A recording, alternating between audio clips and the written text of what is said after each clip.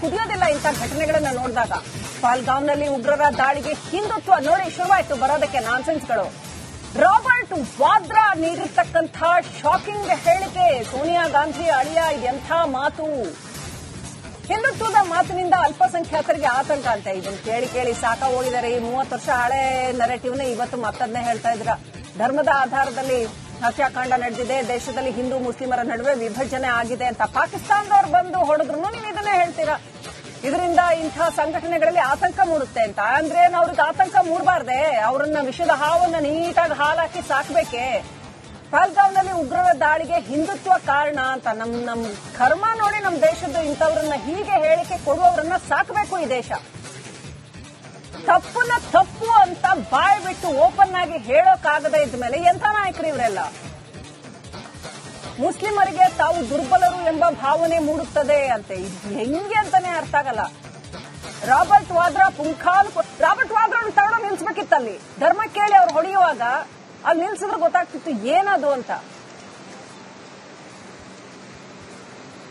ದೃಶ್ಯಗಳಲ್ಲಿ ನೋಡ್ತಾ ಇದ್ದೀವಿ, ಹುತಾತ್ಮರಿಗೆ ನಮನಗಳನ್ನ ಸಲ್ಲಿಸ್ತಾ ಇರುವಂತಹ ದೃಶ್ಯಗಳು.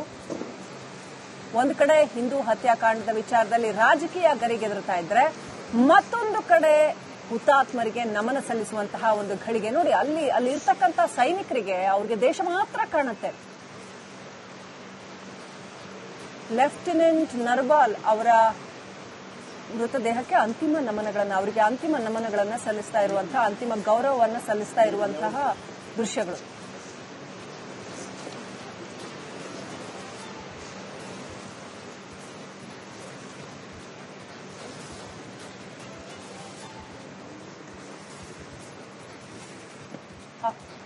ಅವರಿಗೆ ಅಂತಿಮ ಗೌರವಗಳನ್ನ ಸಲ್ಲಿಸ್ತಾ ಇರತಕ್ಕಂಥ ಒಂದು ದೃಶ್ಯ. ನಾನೀಗಾಗಲೇ ಹೇಳ್ತಾ ಇದ್ದೆ, ಅಲ್ಲಿ ಇರ್ತಕ್ಕಂಥ ಸೈನಿಕರಿಗೆ ಅಥವಾ ಅಲ್ಲಿರ್ತಕ್ಕಂಥ ಯಾವುದೇ ಅಧಿಕಾರಿಗಳಿಗೆ ಅವ್ರಿಗೆ ದೇಶ ಮಾತ್ರ ಕಾಣ್ತಾ ಇರುತ್ತೆ. ಅವರಿಗೆ ಬೇರೆ ಯಾವ ರಾಜಕೀಯವೂ ಕಾಣಿಸ್ತಾ ಇರೋದಿಲ್ಲ.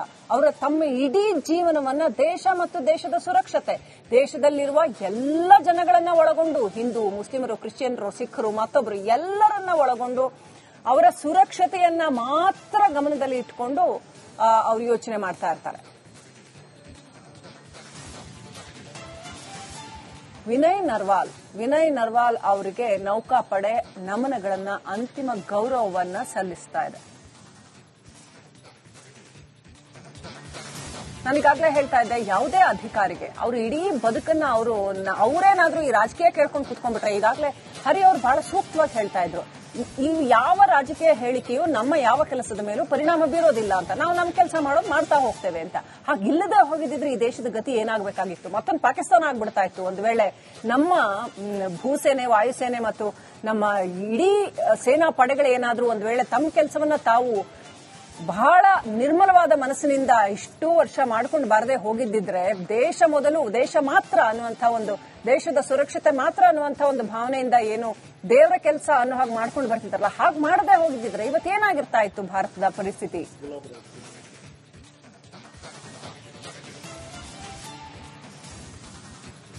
ಕುದಿಯೋದಿಲ್ಲ ಇಂಥ ಘಟನೆಗಳನ್ನ ನೋಡಿದಾಗ. ಪಹಲ್ಗಾಮ್ನಲ್ಲಿ ಉಗ್ರರ ದಾಳಿಗೆ ಹಿಂದುತ್ವ ನೋಡಿ ಶುರುವಾಯಿತು ಬರೋದಕ್ಕೆ ನಾನ್ಸೆನ್ಸ್ಗಳು. ರಾಬರ್ಟ್ ವಾದ್ರಾ ನೀಡಿರ್ತಕ್ಕಂಥ ಶಾಕಿಂಗ್ ಹೇಳಿಕೆ. ಸೋನಿಯಾ ಗಾಂಧಿ ಅಳಿಯ ಇದೆಂಥ ಮಾತು. ಹಿಂದುತ್ವದ ಮಾತಿನಿಂದ ಅಲ್ಪಸಂಖ್ಯಾತರಿಗೆ ಆತಂಕ ಅಂತ. ಇದನ್ನ ಕೇಳಿ ಕೇಳಿ ಸಾಕ ಹೋಗಿದ್ದಾರೆ. ಈ 30 ವರ್ಷ ಹಳೆ ನರೇಟಿವ್ನ ಇವತ್ತು ಮತ್ತದನ್ನೇ ಹೇಳ್ತಾ ಇದ್ರ. ಧರ್ಮದ ಆಧಾರದಲ್ಲಿ ಹತ್ಯಾಕಾಂಡ ನಡೆದಿದೆ, ದೇಶದಲ್ಲಿ ಹಿಂದೂ ಮುಸ್ಲಿಮರ ನಡುವೆ ವಿಭಜನೆ ಆಗಿದೆ ಅಂತ ಪಾಕಿಸ್ತಾನದವ್ರು ಬಂದು ಹೊಡೆದ್ರು ನೀವು ಇದನ್ನೇ ಹೇಳ್ತೀರಾ.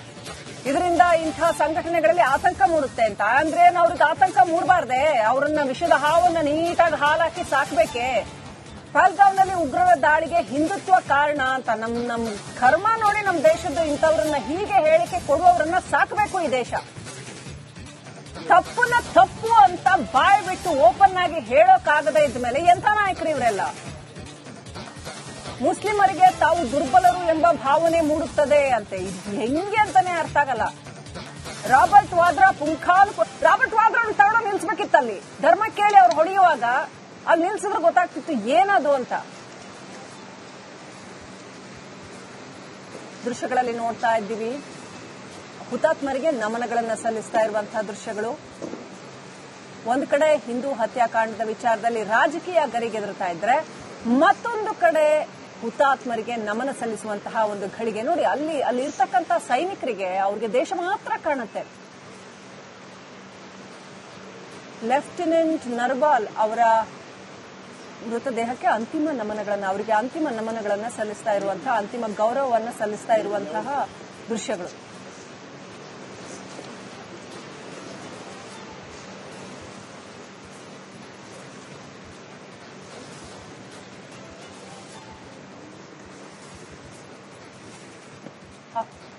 ಅವರಿಗೆ ಅಂತಿಮ ಗೌರವಗಳನ್ನ ಸಲ್ಲಿಸ್ತಾ ಇರತಕ್ಕಂಥ ಒಂದು ದೃಶ್ಯ. ನಾನೀಗಾಗಲೇ ಹೇಳ್ತಾ ಇದ್ದೆ, ಅಲ್ಲಿ ಇರ್ತಕ್ಕಂಥ ಸೈನಿಕರಿಗೆ ಅಥವಾ ಅಲ್ಲಿರ್ತಕ್ಕಂಥ ಯಾವುದೇ ಅಧಿಕಾರಿಗಳಿಗೆ ಅವ್ರ ದೇಶ ಮಾತ್ರ ಕಾಣ್ತಾ ಇರುತ್ತೆ. ಅವರಿಗೆ ಬೇರೆ ಯಾವ ರಾಜಕೀಯವೂ ಕಾಣಿಸ್ತಾ ಇರೋದಿಲ್ಲ. ಅವರ ತಮ್ಮ ಇಡೀ ಜೀವನವನ್ನ ದೇಶ ಮತ್ತು ದೇಶದ ಸುರಕ್ಷತೆ, ದೇಶದಲ್ಲಿರುವ ಎಲ್ಲ ಜನಗಳನ್ನ ಒಳಗೊಂಡು, ಹಿಂದೂ, ಮುಸ್ಲಿಮರು, ಕ್ರಿಶ್ಚಿಯನ್ರು, ಸಿಖ್ರು, ಮತ್ತೊಬ್ಬರು ಎಲ್ಲರನ್ನ ಒಳಗೊಂಡು ಅವರ ಸುರಕ್ಷತೆಯನ್ನ ಮಾತ್ರ ಗಮನದಲ್ಲಿ ಇಟ್ಕೊಂಡು ಅವರು ಯೋಚನೆ ಮಾಡ್ತಾ ಇರ್ತಾರೆ. ವಿನಯ್ ನರ್ವಾಲ್ ಅವರಿಗೆ ನೌಕಾಪಡೆ ನಮನಗಳನ್ನ, ಅಂತಿಮ ಗೌರವವನ್ನ ಸಲ್ಲಿಸ್ತಾ ಇದೆ. ನಾನೀಗಾಗಲೇ ಹೇಳ್ತಾ ಇದ್ದೆ, ಯಾವುದೇ ಅಧಿಕಾರಿಗೆ ಅವರು ಇಡೀ ಬದುಕನ್ನ ಅವರೇನಾದ್ರೂ ಈ ರಾಜಕೀಯ ಕೇಳ್ಕೊಂಡು ಕುತ್ಕೊಂಡ್ಬಿಟ್ರೆ, ಈಗಾಗಲೇ ಹರಿ ಅವರು ಬಹಳ ಸೂಕ್ತವಾಗಿ ಹೇಳ್ತಾ ಇದ್ರು, ಈ ಯಾವ ರಾಜಕೀಯ ಹೇಳಿಕೆಯು ನಮ್ಮ ಯಾವ ಕೆಲಸದ ಮೇಲೂ ಪರಿಣಾಮ ಬೀರೋದಿಲ್ಲ ಅಂತ. ನಾವು ನಮ್ಮ ಕೆಲಸ ಮಾಡ್ತಾ ಹೋಗ್ತೇವೆ ಅಂತ. ಹಾಗಿಲ್ಲದೆ ಹೋಗಿದ್ರೆ ಈ ದೇಶದ ಗತಿ ಏನಾಗಬೇಕಾಗಿತ್ತು? ಮತ್ತೊಂದು ಪಾಕಿಸ್ತಾನ ಆಗ್ಬಿಡ್ತಾ ಇತ್ತು. ಒಂದು ವೇಳೆ ನಮ್ಮ ಭೂಸೇನೆ, ವಾಯುಸೇನೆ ಮತ್ತು ನಮ್ಮ ಇಡೀ ಸೇನಾ ಪಡೆಗಳೇನಾದ್ರೂ ಒಂದು ವೇಳೆ ತಮ್ಮ ಕೆಲಸವನ್ನ ತಾವು ಬಹಳ ನಿರ್ಮಲವಾದ ಮನಸ್ಸಿನಿಂದ ಇಷ್ಟು ವರ್ಷ ಮಾಡ್ಕೊಂಡು ಬಾರದೆ ಹೋಗಿದ್ದಿದ್ರೆ, ದೇಶ ಮೊದಲು, ದೇಶ ಮಾತ್ರ ಅನ್ನುವಂಥ ಒಂದು, ದೇಶದ ಸುರಕ್ಷತೆ ಮಾತ್ರ ಅನ್ನುವಂಥ ಒಂದು ಭಾವನೆಯಿಂದ ಏನು ದೇವರ ಕೆಲಸ ಅನ್ನೋ ಹಾಗೆ ಮಾಡ್ಕೊಂಡು ಬರ್ತಿದ್ದಾರಲ್ಲ, ಹಾಗೆ ಮಾಡದೆ ಹೋಗಿದ್ದಿದ್ರೆ ಇವತ್ತೇನಾಗಿರ್ತಾ ಇತ್ತು ಭಾರತದ ಪರಿಸ್ಥಿತಿ?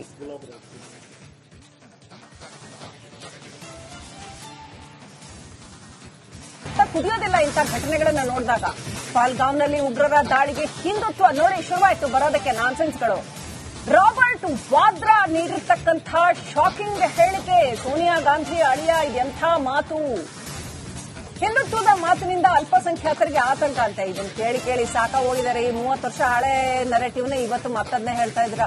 ಧರ್ಮದ ಆಧಾರದಲ್ಲಿ ಹತ್ಯಾಕಾಂಡ ನಡೆದಿದೆ, ದೇಶದಲ್ಲಿ ಹಿಂದೂ ಮುಸ್ಲಿಮರ ನಡುವೆ ವಿಭಜನೆ ಆಗಿದೆ ಅಂತ ಪಾಕಿಸ್ತಾನದವ್ರು ಬಂದು ಹೊಡೆದ್ರು ನೀವು ಇದನ್ನೇ ಹೇಳ್ತೀರಾ.